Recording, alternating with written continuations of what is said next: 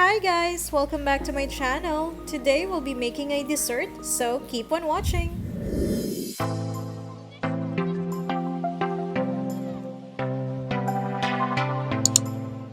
So this is gonna be my comeback video, and as you can see, these are the ingredients that we need for today. I call this recipe macaroni a la fruit salad.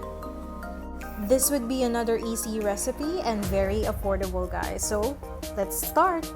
I already pre-cooked the macaroni, and to do this, you just need to put it on a boiling water with oil and salt in it. Don't forget to stir to avoid sticking the macaronis to each other. Now, I'm putting all-purpose cream on top of the macaroni and mix it very well. I used 4 packs of all-purpose cream on this recipe.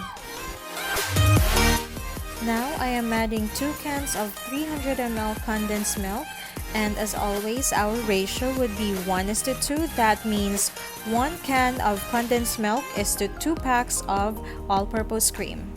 This time, I'll be adding red nata de coco and green nata de coco. And lastly, we'll just add our fruit mix and the cheese. Of course, we're done putting all the ingredients. We just need to mix it very well. And it's up to you as well if you wanted to add mayo. For this recipe, I'm not putting any mayo because I just want it without that one. So it's on your preference too.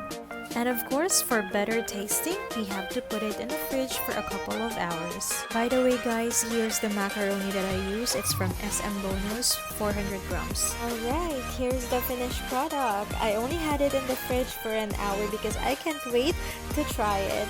And if you guys would like to do it on your own, feel free to comment down below. And of course, if you like this video, don't forget to hit that like button and please subscribe to my channel. Happy New Year, everyone!